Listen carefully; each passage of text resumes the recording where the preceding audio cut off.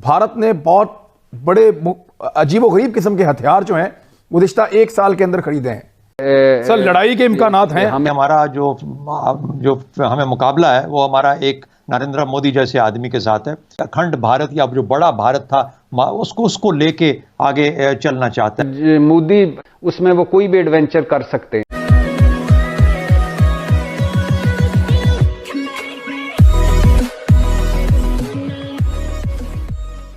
नमस्कार दोस्तों, अब पाकिस्तान के अंदर डर दिन ब दिन ये बढ़ता जा रहा है कि वैसे तो इंडिया 6-7-8 गुना था ही, उसके अलावा इकोनॉमी वाइज भी ट्रिलियंस ऑफ डॉलर की इकोनॉमी है इंडिया की, 3.5-4 ट्रिलियन के आसपास की इकोनॉमी है इंडिया की। और उसके अलावा अगर इंडिया की आर्मी काउंट करिए, नेवी काउंट करिए, एयरफोर्स काउंट करिए, इंडिया के पास जो हथियार है वो काउंट करिए, ऊपर से इंडिया धीरे धीरे करके जितने भी हथियार यूज़ कर रहा है उसमें खुद इंडिपेंडेंट बन रहा है। अगर उसकी सिचुएशन आप देखो तो पाकिस्तान कहीं पर भी आसपास भी नहीं है। कहने का मतलब ये है कि पाकिस्तान जो कि हमेशा ये बातें करता रहता है कि भाई हमारा जज्बा बहुत ज़्यादा है। अब मान लीजिए कि 100-200 पाकिस्तानी सैनिक आ रहे हैं और बीच में एक ब्रह्मोस गिर गई, तो वो सारा का सारा जज्बा जो बाकी के पाकिस्तानी सैनिक है वो तो मारे ही जाएंगे, वो जो 100-200 है, लेकिन पीछे के आने वाले जो सैनिक है ना उनका जज्बा भी नीचे बैठ जाएगा। और जज्बे से सब कुछ नहीं होता। अगर मान लीजिए कि पाकिस्तान का जज्बा भी है तो उससे कुछ नहीं होता, वो सीधे कि ठोके जाएंगे। और यहाँ पर यही बात हो रही है कि इंडिया बहुत ही अग्रेसिवली हथियार इकट्ठा कर रहा है। इसी के साथ ही वीडियो शुरू करता है। नॉर्मल हालात में कभी इतनी जंगी तैयारियां नहीं देखी जितनी हमने कोविड के दौरान देखी, चाइना की तरफ से, इंडिया की तरफ से और पाकिस्तान की तरफ से। 2021 में कोई इस किस्म का एडवेंचर आप एक्सपेक्ट कर रहे हैं कि वो हो? मेरा ख्याल है, देखिए, हमें 50-50 इसका चांस रखना चाहिए। मैं मुकम्मल तौर पे इसको रूल आउट नहीं करूंगा। वजह यह है कि हमारा जो हमें मुकाबला है वो हमारा एक नरेंद्र मोदी जैसे आदमी के साथ है और एक ऐसे सियासी निज़ाम के साथ है जो कि एडवेंचरस है, एडवेंचरिज्म में बिलीव करता है, एक्सपेंशनिस्ट है, अपना फैलाव करना चाहता है और फिर एक अखंड भारत या जो बड़ा भारत था उसको लेके आगे चलना चाहता है। उसके निज़ाम में, उसकी सोच में आज़ाद जम्मू कश्मीर भी है, गिलगित बल्तिस्तान भी है, अक्साई चिन भी है। यानी अंदाज़ा लगाइए कि किस किस्म की सोच लेके चल रहा है। तो मेरा ख्याल है कि जब तक वहाँ पे कोई थोड़ा ठहराव नहीं आता उनकी सियासत में, उनकी लीडरशिप में, उनके अंदरूनी मामलात में, जिसकी वजह से वो फिर बाहर की तरफ ज़्यादा ध्यान कोशिश करते हैं बटाने का, तो मेरा ख्याल है पाकिस्तान को बिल्कुल जैसे कहते हैं ना, on top of the game रहना पड़ेगा, ऑन द बॉल रहना पड़ेगा। हम अपना फोकस हटा नहीं सकते। भारत ने बहुत बड़े अजीबोगरीब किस्म के हथियार जो हैं गुज़िश्ता एक साल के अंदर खरीदे हैं। चाइना ने बड़े जबरदस्त हथियार इंट्रोड्यूस करवाए और 60,000 फौजी चाइना का, 60,000 भारत का इस वक्त मौजूद है लाइन ऑफ एक्चुअल कंट्रोल पे। दूसरा, पाकिस्तान की जानिब से भी लगातार तैयारी और एक्सरसाइज हो रही है। ये नॉर्मल नहीं लगता भट्टी साहब देखने में? आप कैसे देख रहे हैं? पहली बात तो ये है कि वज़ीर-ए-आज़म इमरान खान साहब की अपनी वजह से, जिसमें उसकी वजह से हम पीछे रह गए, जिसमें कोलालमपुर में वो उन्होंने अमेरिका ईरान सालसी करवाने के चक्कर में पड़ गए, उसके अलावा उर्दवान को हीरो बनाने के चक्कर में पड़ गए और उर्तुरल दिखाने के चक्कर में पड़ गए। और ये जो इसमें डैमेज हुआ है इसी का खटिया खा रहे हैं। नवाज शरीफ साहब भी वहां बैठे हुए। तो अब ये डैमेज कंट्रोल करना पड़ेगा। और सर, लड़ाई के इम्कानात हैं? हमें भट्टी साहब, खारजा पॉलिसी जो है, लड़ाई के इम्कानात हैं? आपको लगता है लड़ाई के इम्कानात हैं? जंग के इम्कानात की बात करें, मोदी उसमें वो कोई भी एडवेंचर कर सकते हैं। तो ये जो 2021 है, ये मैं दुआ करता हूं कि अल्लाह करे कि अमनो अमान भी बेहतर हो। वो स्टेक होल्डर्स बशमूल एस्टैब्लिशमेंट, क्या एक डायलॉग मुमकिन है? पाकिस्तान की रियासत को हर हाल में कन्वेंशनल वॉर के लिए तैयार करना। बालाकोट का वाकया हुआ, उन्होंने, भारत ने यह परवाह नहीं की कि अगर हम पाकिस्तान पर जाकर हमला करेंगे तो हो सकता है इससे एक रिवायती जंग शुरू हो जाए। भारत को कोई परवाह ना होती, भारत को, कि पाकिस्तान के पास भी एटमी हथियार है और इंडिया के पास भी। भारत तकरीबन पाकिस्तान में दाखिल हो चुका था। नतीजा उसका क्या हुआ? देखिए, सिर्फ एटमी जंगें दुनिया में मुल्कों के दरमियान नहीं होती। यह तस्वुर आपने लद्दाख में देखा कि चीन और भारत दोनों एटमी ताकत है, उसके बावजूद भारत ने परवाह नहीं की कि एटमी जंग छिड़ जाएगी। भारत ने क्या किया? 2002 के बाद अगर आप देखें, जब से 9/11 के बाद अमेरिकन अफगानिस्तान में आए, तो भारत ने अपनी जंगी हिकमत अमली तब्दील कर दी। रिवायती जंग के बजाय उसने रिवायती जंग से नीचे गुरिल्ला जंग पाकिस्तान के खिलाफ शुरू कर दी। 2003-4 के बाद टीटीपी तैयार की उसने अफगानिस्तान में, उसने पाकिस्तान पर हमले करना शुरू कर दिए। बीएलए को दोबारा तैयार किया, उसको जो जगह मिली अफगानिस्तान में, उसने अफगानिस्तान से पाकिस्तान के खिलाफ एक बाकायदा उसी तरह की जंग शुरू कर दी जिस तरह पाकिस्तान ने उससे कबल सोवियत यूनियन के खिलाफ अफगानिस्तान में की थी। बाकायदा एक गुरिल्ला जंग पाकिस्तान के खिलाफ, या एटमी जंग शुरू हो जाए। भारत को तो यह खौफ नहीं है, वो तो करता है ये, क्योंकि इंडिया ने एक मिलिट्री डॉक्ट्रिन बनाई 2002 के बाद। 2002 में उनको तकरीबन 20 दिन लग गए अपनी फौज को आगे लाते हुए। ये वक्त हमें मिल गया कि हमने भी अपनी फौजें लाके खड़ी कर दी। इसका इलाज भारत ने यह निकाला, उन्होंने कहा कि अब हम अपना सारा मिलिट्री स्टोर जो है, अपना फ्यूल, एमुनिशन, अपना वेपन्स, अपना इक्विपमेंट, अपना तोपखाना, टैंक, सब सरहद के साथ रखेंगे लाके, ताकि पाकिस्तान के अंदर दाखिल होने के लिए हमें ज्यादा वक्त न लगे। इसको उन्होंने नई डॉक्ट्रिन बनाई, नाम दिया इंडियन कोल्ड स्टार्ट। आपने नाम सुना होगा जनरल राहील का मशहूर जुमला, कोल्ड स्टार्ट हो या हॉट स्टार्ट, हम तैयार हैं। वो जनरल राहील ने जिस कोल्ड स्टार्ट की तरफ रेफरेंस हवाला दिया था, वो यही इंडियन डॉक्ट्रिन है कि पाकिस्तान की सरहदों के पास आज भी तमाम भारतीय फौजें पाकिस्तान की सरहदों के इतना नजदीक हैं और उस तमाम असला और एमुनिशन उनके पास मौजूद है कि किसी भी लम्हे वो पाकिस्तान में दाखिल हो सकते हैं। 6 घंटे के नोटिस पे पाकिस्तान को तैयारी का मौका भी नहीं देंगे वो। कि इस वक्त इंडिया के जो इंडिपेंडेंट बैटल ग्रुप्स हैं, जो उनकी कोल्ड स्टार्ट डॉक्ट्रिन है, और पाकिस्तान के जो शहर हैं, वो भारतीय सरहद के इतना नजदीक पहुंच चुके हैं कि प्रैक्टिकली 2-4 घंटे के अंदर ही भारतीय फौजें अगर पाकिस्तान में दाखिल हो गई तो वो लाहौर और सियालकोट में दाखिल हो सकती हैं। और अगर भारतीय फौजें उनके इंडिपेंडेंट बैटल ग्रुप्स पाकिस्तानी शहरों में दाखिल हो गए, फिर आप गजनवी मिसाइल किधर फायर करेंगे? क्योंकि इंडिया को भी मालूम है कि आपकी मिलिट्री डॉक्ट्रिन क्या है। आपने कन्वेंशनल वॉर पर रिलाय करने के बजाय टैक्टिकल न्यूक्लियर वेपन्स पर रिलाय किया हुआ है। उन पर आप भरोसा कर रहे हैं कि इंडिपेंडेंट बैटल ग्रुप्स को वो रोकेगा। और इंडिया इसी को, जैसे कहा कि एटमी ताकत से बचने के लिए, कन्वेंशनल वॉर से बचने के लिए इंडिया सब कन्वेंशनल चला गया। उसने एक गैर रवायती जंग आपके खिलाफ शुरू कर दी, मशरकी पाकिस्तान में भी और टीटीपी के जरिए भी। आप एक सिपाही मरवाए बगैर आपके 12,000 सिपाही शहीद करवा दिए, अफसर जवान 1 लाख पाकिस्तानी शहीद करवा दिए। तो जब आप एक डॉक्ट्रिन बनाते हैं तो दुश्मन उसको काउंटर करने के लिए काउंटर डॉक्ट्रिन भी बनाता है। अगर लाहौर में दाखिल हो गया भारत, या सियालकोट में दाखिल हो गया, या आजाद कश्मीर में दाखिल हो गया, या गिलगित बल्तिस्तान में दाखिल हो गया, फिर हम क्या करेंगे? अब यहां पर जिसे कहते हैं पाकिस्तानी रियासत खामोश है।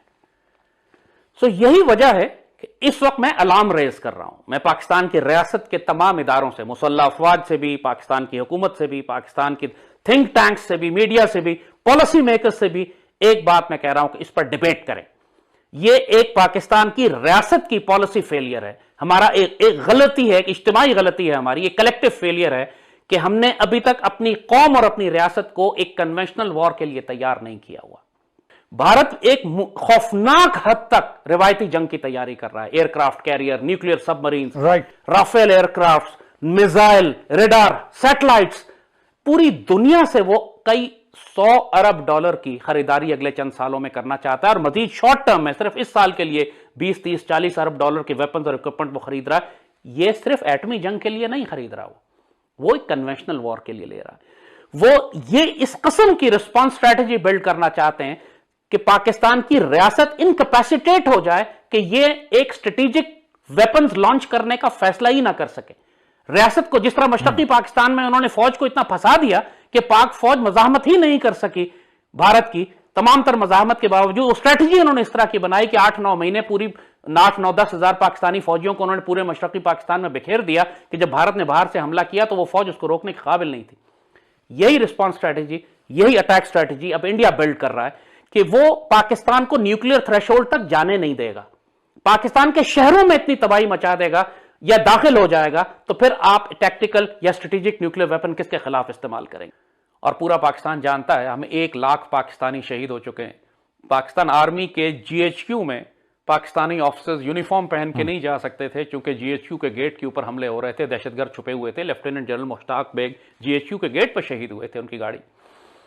पाकिस्तान आर्मी के कम से कम 4-5 जनरल्स ऑपरेशंस में भी और अपने घरों में भी, जुमे की नमाज पढ़ने गए मस्जिद में शहीद कर दिया। परेड लेन का वाकया रावलपिंडी का। जंग यहां तक आ चुकी थी, इस तकरीबन पाकिस्तान शिकस्त खा चुका था और भारत का एक सिपाही नहीं मरा था। भारत ने जंग का नुक्ता नजर तरीका ही बदल दिया। उसने एटमी जंग या रिवायती जंग करने के बजाय गुरिल्ला जंग पर आ गया। गुरिल्ला जंग उसी तरह की जैसे मुक्तिबानी ने मशरकी पाकिस्तान में 8-9 महीने पहले बर्पा की और जब पाकिस्तान आर्मी पूरी तरह फंस गई, शिकस्त खुर्दा हो गई, उसके बाद ये फौजें लेकर अंदर दाखिल हो गए। भारत यही करना चाहता था। यह गुरिल्ला जंग उसने तकरीबन 20 साल से जारी रखी हुई है और अभी तक पाकिस्तान आर्मी या पाकिस्तान की रियासत या पाकिस्तान की कौम इस जंग का तोड़ नहीं निकाल सकी, क्योंकि हमारे पास अफगान पॉलिसी नहीं है कोई। अभी तक अफगानिस्तान के अंदर से मुसलसल टीटीपी और बीएलए के दहशतगर्द आ रहे हैं, पाकिस्तान की रियासत पर हमले कर रहे हैं। भारत ने तो जंग करने का अंदाज बदल दिया, उसको कोई फर्क नहीं पड़ा कि पाकिस्तान एक एटमी ताकत है। आपने अभी देखा निगोरो काराबाग में, आर्मीनिया में अजरबैजान ने किस तरीके से रिवायती जंग की, लेकिन दोनों के इत्तेहादी पीछे पीछे एटमी ताकत ही थी, एक के पीछे रूस, एक के पीछे अमेरिका, उनका आपस में उनके। भारत ने 9/11 के बाद यह किया कि पाकिस्तान के खिलाफ एक गैर रिवायती जंग शुरू कर दी, मगर उस गैर रिवायती जंग की वजह से भारत ने अपनी जहनियत और हिकमत अमली नहीं तब्दील की। वो हर वक्त रिवायती जंग की तैयारी करता रहा है और आज भी कर रहा है। कई मर्तबा ऐसे मौके आए कि जब भारत ने कश्मीर इशू हो या कोई भी दूसरा इशू हो इंडिया के साथ, आप उस पर फिलहाल बात मत कीजिए, सिर्फ इकोनॉमी के ऊपर अपनी तवज्जो दीजिए, फायदा ही रहेगा। फकर हो सकता है कुछ मिल मिला ही जाए। मोदी जी वैसे भी दिल के बड़े अच्छे हैं, तो हो सकता है हमें कोई चावल, आटा, आलू शालू कुछ भिजवा ही दे। समझता हूँ कि अगर एस्टैब्लिशमेंट के अंदर ये जो डिसयूनिटी है, ये डिवीजन है, ये this is very dangerous for Pakistan and for the establishment and for the political system. और ये बड़ी हमारी बदकिस्मती है, बिकॉज दुश्मन लेफ्ट भी है और राइट भी है।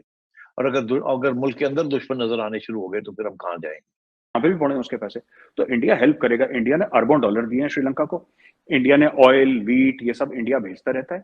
हम अफगानिस्तान के लिए भी कर रहे हैं। और एक और चीज कमाल की बात है,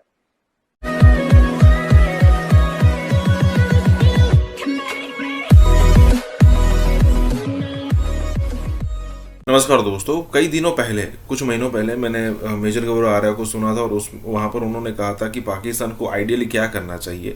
सबसे पहले ये जिहाद और आतंकवाद सब कुछ साइड में छोड़कर उनको ये एक चीज़ सबसे पहले करनी चाहिए कि प्रोग्रेस पर ध्यान दे, डेवलपमेंट पर ध्यान दे, जो रिफॉर्म्स उनको पाकिस्तान में करने चाहिए उस पर ध्यान दे। कई सारे लोग होंगे जिनको अच्छा नहीं लगेगा, उनको ध्यान में न रखते हुए जो अच्छा है पाकिस्तान के लिए वो चीज़ें करें। और अगर 15, 20 साल, 25 साल अगर आप ऐसी चीज़ें करते रहते हो तो हो सकता है कि आप इंडिया से टेबल टॉक करने के लिए मतलब इंडिया को मना लो। क्योंकि ऐसा है नहीं कि अगर मान लीजिए कि 15-20 साल उन्होंने सब कुछ बंद करके मेहनत की तो इंडिया से आगे निकल जाएंगे या फिर इंडिया के नज़दीक भी आएंगे, वो दिन तो गए। लेकिन इंडिया सोच सकता है कि भाई पाकिस्तान अब सीरियस है और यहाँ मतलब सीरियस है और अब बात हो सकती है। यहाँ पर भी यही बात हो रही है कि सब कुछ साइड में छोड़कर, उसमें सबसे बड़ा पॉइंट क्या है, कश्मीर, उसको साइड में छोड़कर रिफॉर्म्स पर, डेवलपमेंट पर ध्यान देनी चाहिए। इसी के साथ ये वीडियो शुरू करता है। मैंने तो नहीं सुना इनके 3.5 सालों में कि नरेंद्र मोदी जी ने ऐसी कोई बात की हो। क्रिटिसिज्म वो करते होंगे लेकिन वो कभी नाम नहीं लेते, ना उन्होंने कभी जनरल बाजवा का नाम लिया है, ना हमारे प्राइम मिनिस्टर जो अब former prime minister Imran Khan साहब ने कभी उनका नाम लिया, ना किसी और का ऐसा नाम लिया है। आप उनको कभी नहीं देखेंगे कि वो खामखई में इमरान खान का नाम ले रहे हैं या वो पाकिस्तान का नाम ले रहे हैं या किसी और चीज का। मतलब वो काफी हद तक जो है वो अपने काम पे फोकस रखते हैं और इसी वजह से शायद इंडिया जो है वो इस वक्त फास्टेस्ट ग्रोइंग इकोनॉमी की तरफ जा रहा है और इस साल वो लोग उसको कर लेंगे, अचीव कर लेंगे। बात की है कि जी आप कश्मीर इशू हो या कोई भी दूसरा इशू हो इंडिया के साथ, आप उस पर फिलहाल बात मत कीजिए, सिर्फ इकोनॉमी के ऊपर अपनी तवज्जो दीजिए। जब इकोनॉमी होगी तो आपकी बात को लोग सुनेंगे। अगर क्या आई एम श्योर कि जब वो जा रहे हैं, इतनी तेजी के साथ ग्रो कर रही है उनकी इकोनॉमी के, कहा जा रहा है कि फास्टेस्ट ग्रोइंग इकोनॉमी, तो फिर हम थोड़ा बहुत उनसे हाथ भी मिला लेंगे, जरा फायदा ही रहेगा। फकर हो सकता है कुछ मिल मिला ही जाए। मोदी जी वैसे भी दिल के बड़े अच्छे हैं, तो हो सकता है हमें कोई चावल, आटा, आलू शालू कुछ भिजवा ही दे। समझता हूँ कि अगर एस्टैब्लिशमेंट के अंदर ये जो डिसयूनिटी है, ये डिवीजन है, ये this is very dangerous for Pakistan and for the establishment and for the political system. हमें ये कहा गया कि यूनिटी ऑफ कमांड होती है, आज हमें यूनिटी ऑफ कमांड नजर नहीं आ रही और ये बड़ी हमारी बदकिस्मती है, बिकॉज दुश्मन लेफ्ट भी है और राइट भी है। और अगर मुल्क के अंदर दुश्मन नजर आने शुरू हो गए तो फिर हम कहाँ जाएंगे? तो ये क्या कर रही है एस्टैब्लिशमेंट इस वक्त फर्म डिसीजन जो है वो ना पीडीएम की है ना इमरान खान की। इस वक्त हमें इलेक्शन नहीं चाहिए, इस वक्त हमें स्टेबिलिटी चाहिए। जब तक आप इलेक्शन करवाएंगे उसी देर तक तो बहुत कुछ हो जाएगा। और शायद ये जो आप फैसले करवाना चाहते हैं केयरटेकर गवर्नमेंट से, ये शायद मंजूर भी ना हो IMF को। ये गवर्नमेंट तो आ रही है, जा रही है, अगली आएगी, पता नहीं इसके ऊपर दस्तखत मानेगी भी कि नहीं मानेगी, मगर उतनी देर में तो सर से पानी गुजर जाएगा। यहाँ पे भी पड़े उसके पैसे, तो इंडिया हेल्प करेगा। इंडिया ने अरबों डॉलर दिए हैं श्रीलंका को, इंडिया ने ऑयल, वीट, ये सब इंडिया भेजता रहता है। हम अफगानिस्तान के लिए भी कर रहे हैं। और एक और चीज कमाल की बात है। आप कभी किसी श्रीलंकन से पूछिएगा कि तुम्हारे यहां चाइना ने भी पैसे डाले और इंडिया ने भी पैसे डाले, फर्क क्या है? ये कभी पूछिएगा किसी श्रीलंकन से। मैं जो भी पाकिस्तानी भाई बहन देख रहे हैं, मैं उनसे भी यही रिक्वेस्ट करूंगा कि आप पूछिएगा किसी श्रीलंकन से, वो आपको बताएंगे। चाइनीज ने श्रीलंकन्स की गुर्दा कलेजी निकाल दी पैसा देके, ये बात सच है। हनुमान पोर्ट उनका छीन लिया। एक ऐसा एयरपोर्ट बनाया आलिया जी, एक ऐसा एयरपोर्ट बनाया जिसमें कि पिछले 5 साल से एक हवाई जहाज लैंड नहीं हुआ। एक हुआ था डे 1 पे, जिस दिन इनॉग्रेशन हुआ था, उस दिन के बाद हवाई जहाज कोई लैंड ही नहीं हुआ। हनुमान पोर्ट फेल, खत्म। तो बात ये, वी आर हेल्पिंग, हमारा नेबर है श्रीलंका की। मैं ये नहीं कह रहा कि पाकिस्तान और श्रीलंका के एक जैसे हाल है, मैं ये नहीं कह रहा, पर मैं कह रहा हूं कि उनकी सिचुएशन टॉप लेवल पे एक जैसी है। चाइनीज इन्वेस्टमेंट, करप्ट एलीट, ये प्रॉब्लम है। ठीक है। बात यह है कि ये हर जगह जहां पे भी चाइनीज इन्वेस्टमेंट करते हैं, ये हर समय छोटे मुल्कों में करते हैं। नहीं, इंडिया में भी इन्वेस्टमेंट है इनकी, ऐसी बात नहीं है, पर मैं कह रहा हूं कि जिनको ये लोन्स वगैरह देते हैं, जो पॉलिटिकली अनस्टेबल मुल्क हैं, जो साइज में छोटे हैं। अब स्टॉक मार्केट को देख लेना, जैसी बात आती है इलेक्शन की वो गिर जाता है। जैसी स्टेबिलिटी नजर आती है उनको कि यार अगले 1.5 साल में ये मसले हल होंगे, IMF आएगा, रिजर्व्स बढ़ेंगे, डेट्स पे ऑफ होंगी, सऊदी अरेबिया भी आ जाएगा, सारे आ जाएंगे। हम तो वो चाहते हैं कि ये सारा जो क्राइसिस है ये खत्म हो। वो कैसे खत्म होगा अगर इस किस्म की पॉलिटिकल इंस्टेबिलिटी चलेगी? और पॉलिटिकल इंस्टेबिलिटी क्यों चल रही? क्योंकि एस्टैब्लिशमेंट अपना मौकफ साफ सुथरे तरीके के साथ नहीं पेश कर रही। ऑस्ट्रेलिया प्राइम मिनिस्टर, उन्होंने ये कहा, और ये बड़ी इंपॉर्टेंट चीज है, उन्होंने कहा कि हर चीज का जो आंसर है अबाउट चाइना वो इंडिया है। Australia is requiring for or asking for India's help to replace China। ये एक बड़ी अहम डेवलपमेंट है, और इसमें जो इंडिया जो है वो दुनिया की, जो चाइना की जो ग्लोबल सप्लाई चेन का जो सब्स्टिट्यूट है वो इंडिया है।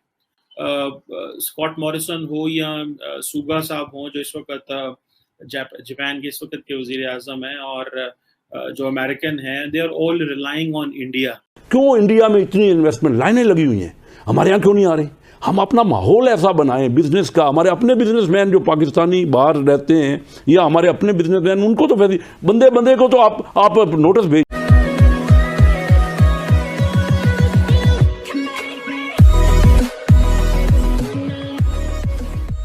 नमस्कार दोस्तों, अब यहाँ पर सिर्फ ऑस्ट्रेलियन पीएम की बात नहीं है, हर जगह की बात है कि जहाँ जहाँ देखो जो लोग हैं जो चाइना से यहाँ पर चाइना के हिसाब से यहाँ पर डरे हुए हैं, या फिर चाइना ने जिन को शिकार बनाया हुआ है, उन सबको पता है कि भाई उनका सबसे बड़ा सॉल्यूशन भारत ही है।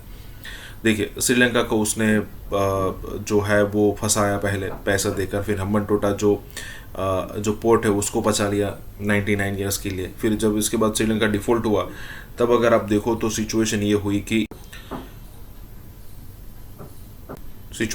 गई कि चाइना ने यहाँ पर हाथ खड़े कर दिए, और उन्होंने कोई मदद करने से मना कर दिया, और ये भी कह दिया कि चाइना यहाँ पर श्रीलंका डिफॉल्ट जो हो रहा है वो हमारे हिसाब से नहीं हो रहा है।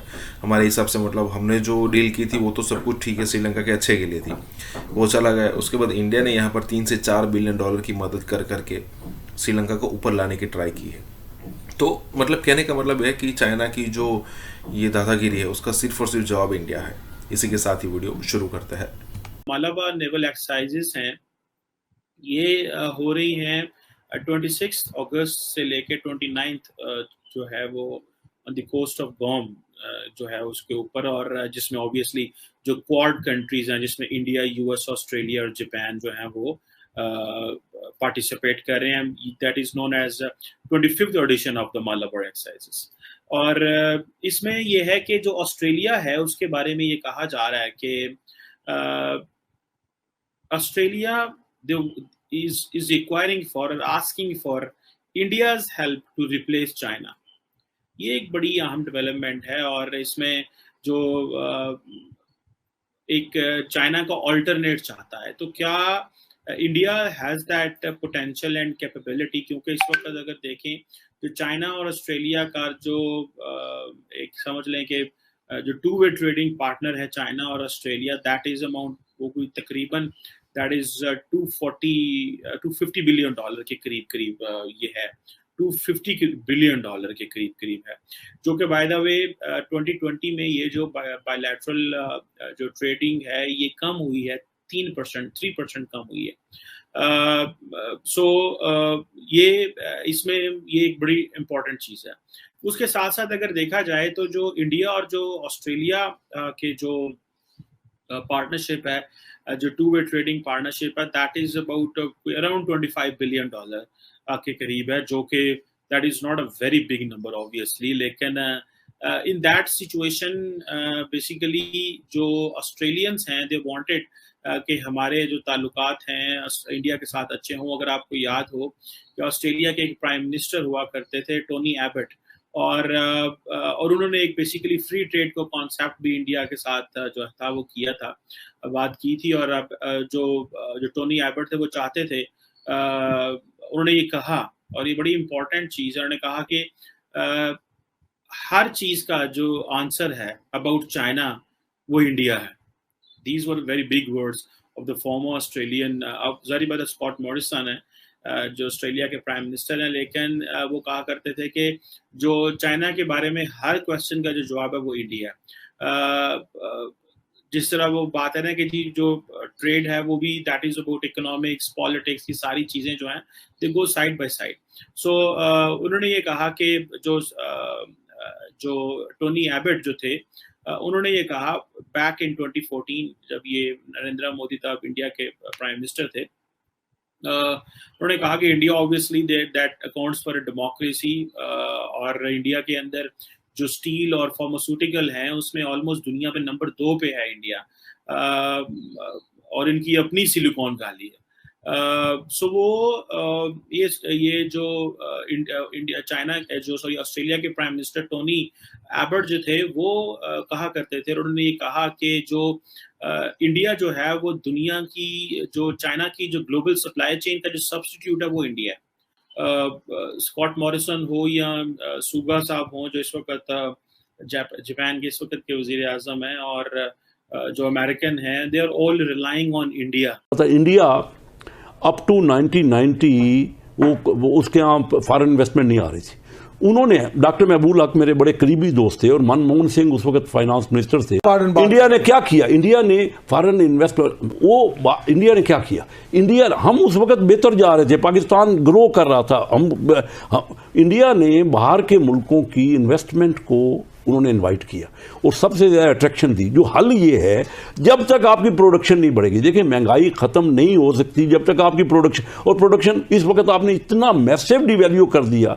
हमारे यहाँ तो पहले दिन से बजाय कि हम IMF के ऊपर इतना जोर देते, हमें तो अपने पाकिस्तानियों को जो बाहर हैं उनको इतना फैसिलिटेट आज शुरू किए ना, अभी जाके इंडस्ट्रियल जोन, क्योंकि अब इमरान खान साहब प्राइम मिनिस्टर थे, उनका जज्बात तो थे, उनको कोई वो बैकग्राउंड उनका नहीं है, इकोनॉमिक विजन नहीं है, तो उनको तो उन्होंने क्या किया कि नैब को लगा दिया, भाई अकाउंटेबिलिटी पे है। अब नैब की वजह से कोई बाहर वाला यहाँ आता ही नहीं है, कोई यहाँ का कारोबारी भी कारोबार नहीं करना चाहता, आप पगड़ियाँ उछालेंगे।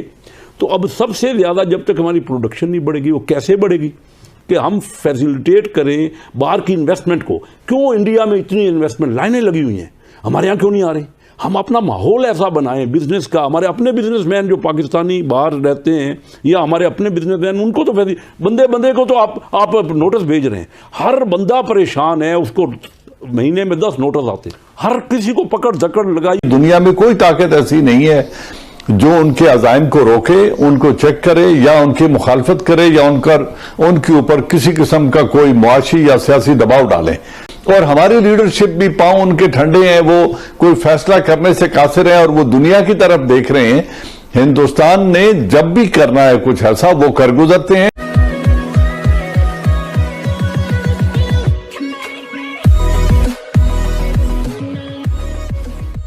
नमस्कार दोस्तों, अब आपको याद होगा कि 370-35 से हटने के बाद से पाकिस्तान ने बहुत प्रोपोगेंडा चलाने की ट्राई की कि भाई इंडिया के अंदर पता नहीं किस टाइप से, मतलब एक इंडिया को आइसोलेट किया जाए। और ये पॉइंट ही ऐसा था कि भाई उसको ऐसा लगता था कि पहले इसी टाइप के पॉइंट पर पाकिस्तान को समर्थन मिलता था अमेरिका, यूके, फ्रांस, हर जगह से उसको ऐसा लगता था। तो इमरान खान ने बहुत ट्राई की, वो कश्मीर में भी गया, मतलब पाकिस्तान के ऊपर कश्मीर में भी गया, वहाँ पर कहा कि हम इस दिन को कश्मीरी डे मनाएंगे वगैरह वगैरह, मतलब इस टाइप की बात की। लेकिन दुनिया में किसी भी जगह से कश्मीर के मामले पर पाकिस्तान को सपोर्ट नहीं मिला, खास करके वो सपोर्ट चाहते थे अमेरिका का, यूके का, फ्रांस का, लेकिन किसी का भी सपोर्ट उनको यहाँ पर नहीं मिला और ये बात एकदम ख़त्म हो गई। अब इसको सालों होने को है, लेकिन आज भी पाकिस्तानी मीडिया में कई बार डिस्कस होता है, लेकिन ज़्यादातर अगर आप बात देखो तो ये सब चीज़ें शून्य हो गई है, क्योंकि यही डिस्कशन पाकिस्तान में हो रहा है कि कोई भी इंटरनेशनल प्रेशर मोदी पर काम नहीं करता है। इसी के साथ ये वीडियो शुरू करते हैं। तो पाकिस्तान की पॉलिसी क्या होनी चाहिए, हमारा रिस्पांस क्या होना चाहिए?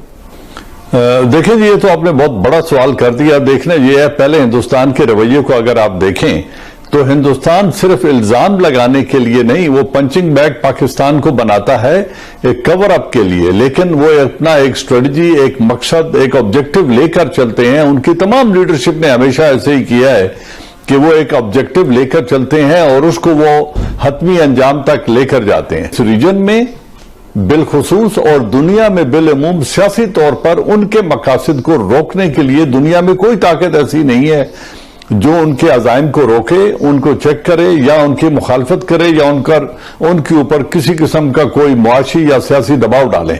आप अगर तारीख पे नजर दौड़ाएं तो आप देखेंगे कि उन्होंने जब पाकिस्तान को डिसइंटीग्रेट करना था तो ईस्ट पाकिस्तान में उन्होंने बिला जवाज चढ़ाई कर दी। न वो उस मामले में स्टेक होल्डर्स थे, न ईस्ट पाकिस्तान का मसला यूनाइटेड नेशन में हल तलब था, न वो कोई इंटरनेशनल डिस्प्यूट था और न इंडिया उसमें स्टेक होल्डर था सिवाय एक नेबर कंट्री होने के।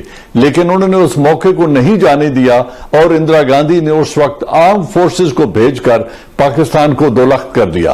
और हमारी लीडरशिप भी पांव उनके ठंडे हैं, वो कोई फैसला करने से कासिर है और वो दुनिया की तरफ देख रहे हैं। हिंदुस्तान ने जब भी करना है कुछ ऐसा वो कर गुजरते हैं। फिर उन्होंने जब सियाचिन को ऑक्यूपाई करना था तो 1984 में इंदिरा गांधी ने अप्रैल में सियाचिन को जाके ऑक्यूपाई कर लिया। आज तक 30 बरस हो गए, तकरीबन 28 बरस हो गए, हम उनको वहां से नहीं निकाल सके और अब वो कश्मीर की जमीन को सस्ते दामों लीज पे दे रहे हैं इंटरनेशनल इन्वेस्टर्स को, जिनमें ज्यूज भी हैं, कादियानी भी हैं, हिंदू भी हैं और उनके पीछे अमेरिकन भी हैं। अगर वो ये इसमें अब्जॉर्ब करने में कामयाब हो जाते हैं और यहां पर वो अपने इजराइल और हिंदुस्तान अपने बेसिस बना लेते हैं कश्मीर के अंदर, तो फिर हम दिफाई जंग लड़ते रह जाएंगे। उस वक्त हम खुदा ना खास्ता कैजुअलिटीज भी उठाएंगे और पाकिस्तान आजाद कश्मीर का और गिलगित बल्तिस्तान का दिफा करने पे मजबूर हो जाएंगे। वहां पे शारा रेशम का और चाइना के साथ जो हमारे जमीनी राब्ते हैं उनका दिफा करते हुए हम अगली बाकी 70 बरस गुजार देंगे और इस कश्मीर को हम खो चुके होंगे। तो ये वक्त है कि हम कोई अमली कदम उठाएं और दुनिया को बावर कराएं। आज ये सब कुछ हम होता देख रहे हैं और एक तमाशाई बनकर बैठे हुए हैं। हमें अपनी आवाज उठानी होगी और अगर आवाज से कुछ नहीं होता तो फिर अमली कदम उठाना होगा। जनरल साहब, इसमें शरारतें खत्म नहीं हो रही। अब जो नई शरारत उन्होंने की है कि जो मौसम की खबरें जो सुनाते हैं उसमें उन्होंने आजाद कश्मीर और गिलगित बल्तिस्तान भी शामिल कर दिया है। हमारा रिस्पॉन्स क्या हो सकता है, क्या हम कर सकते हैं सवाए मुजम्मत के? आप कह रहे हैं उन्होंने उसको शामिल कर लिया है वेदर रिपोर्ट में। वेदर रिपोर्ट नहीं, उनकी लोकसभा में उन्होंने 24 सीटें खाली रखी हुई हैं और उनकी आरएसएस की लीडरशिप ये कहती है कि हमारी लोकसभा उस दिन मुकम्मल होगी जिस दिन मुत्तहिदा कश्मीर और गिलगित बल्तिस्तान से 24 नुमाइंदे मुंतखब होकर आएंगे और इस असेंबली में आकर बैठेंगे, तो उस दिन हम कहेंगे कि आज हमारी लोकसभा मुकम्मल हो गई है। कहेंगे। और मैं इशू की तरफ आपसे बात भी करना चाहूंगा, वो है बलूचिस्तान का, क्योंकि इससे पहले कश्मीर में जो कुछ हो रहा है तो उसका वो कह रहे हैं कि जी हम बलूचिस्तान में बदला लेंगे।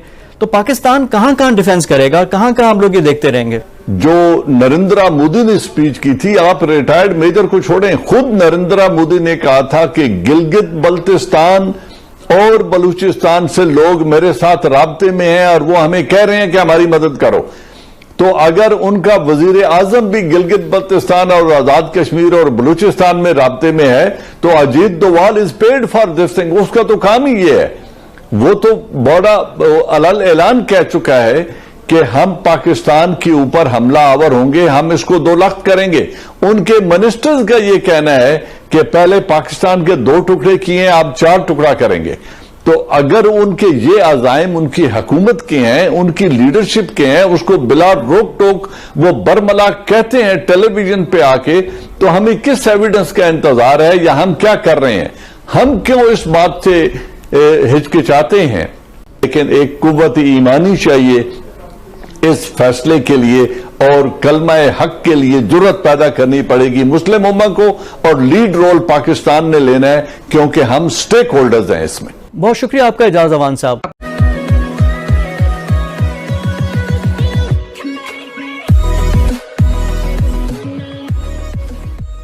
नमस्कार दोस्तों, यहाँ पर बात हो रही है कि भाई आखिरकार जब जब रशिया को जरूरत पड़ी भारत की, तो भारत ने यूएन के अंदर एब्सटेन कर दिया इन द सेंस वो मीटिंग से उड़ गए। लेकिन ये सबको पता था कि इंडिया इस तरीके से यहाँ पर मतलब कि रशिया की मदद कर रहा है और रशिया और यूक्रेन की वॉर में।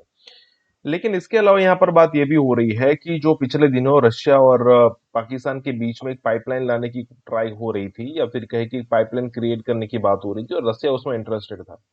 तो फिर पाकिस्तान ने उस हिसाब से यहाँ पर चलाना शुरू कर दिया कि भाई देखिए, रशिया और इंडिया की जिस हिसाब से पहले दोस्ती थी वो टूट चुकी है, और अब चाइना, रशिया और पाकिस्तान का एक अलग से ट्रायंगल शुरू होगा और हम राज करेंगे और इस टाइप की बात।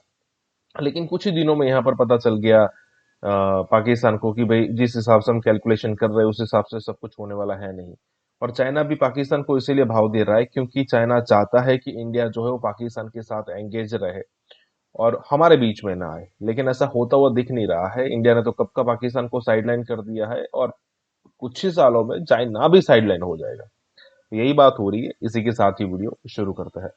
इंडिया और रशिया के बहुत पुराने रिलेशनशिप हैं और वो कंफर्टेबल रिलेशनशिप है। अब जो वोटिंग भी हुई है यूएन के अंदर, तो एक तरीके से वोट एब्सटेन करना मतलब ये है कि you are not against what the Russian action, you are saying कि ये जंग बुरी है, अमन होना चाहिए और ये, but you have not voted against them. ठीक है, बिल्कुल।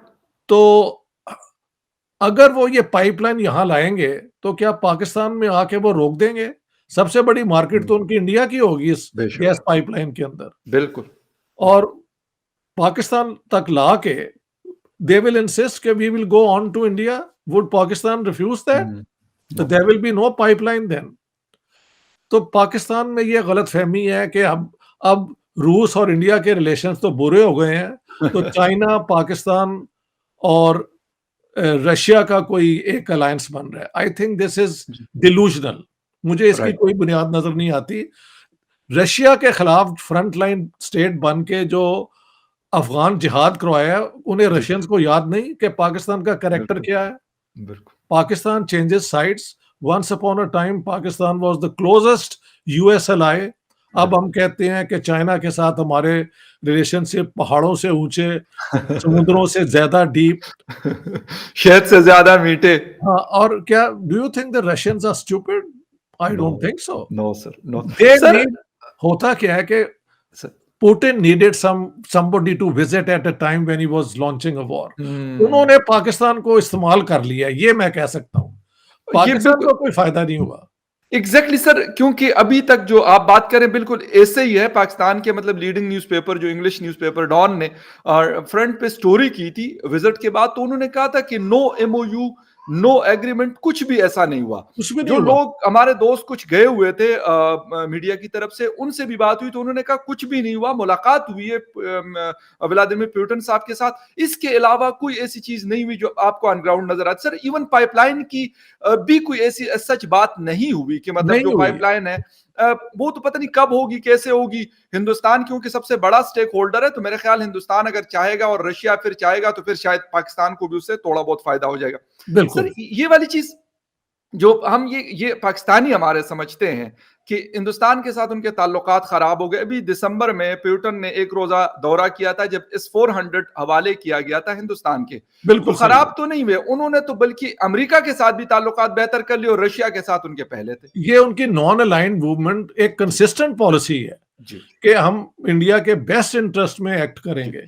हमने शुरू से ही अमेरिका के साथ और वेस्ट के साथ अपने आप को नत्थी कर लिया था जी। और हम कभी अपनी पाकिस्तान बेस्ट इंटरेस्ट को नहीं देखते, हम अपनी जो इस्टेब्लिशमेंट के बेस्ट इंटरेस्ट को देखते हैं, ये फर्क है। अब तो मुझे लगता है एस्टेब्लिशमेंट में भी क्रिटिसिज्म होगी खान साहब के, क्योंकि ये खान साहब went there for his own ego trip. मुझे तो ये ईगो ट्रिप लगती है। Yes yes. और सर एक मतलब उनके साथ एक शहबाज गिल साहब होते हैं, शायद आप जानते होंगे, अमेरिका से आए हुए हैं। वो यही बार बार ट्वीट करते थे कि जी उन्होंने फजर की नमाज पढ़ ली तो अभी यहाँ निकलेंगे, जोहर की पढ़ ली तो वहां निकलेंगे, असर की पढ़ के वहां। सर पूरा दिन ये उनके एडवाइजर सर उनके साथ गए हुए थे, ये उनके काम थे। एयरपोर्ट पे खड़ा है जी, रेड कारपेट सर लोगों को दिखा रहा है कि देखिए रेड कारपेट बिछाया गया। सर मुझे ये बताएं कि मतलब आप खुद रहते हैं बड़े मतलब टॉप के कंट्रीज में आता है स्वीडन, दुनिया आप फिरे होंगे, सर ऐसा कहीं पे होता है कि रेड कारपेट दिखाया जाता है कि इमरान खान के लिए या किसी हेड ऑफ द स्टेट के लिए देखे रेड कारपेट बिछाया गया? ये तो नॉर्मल सी चीज है। This is embarrassing.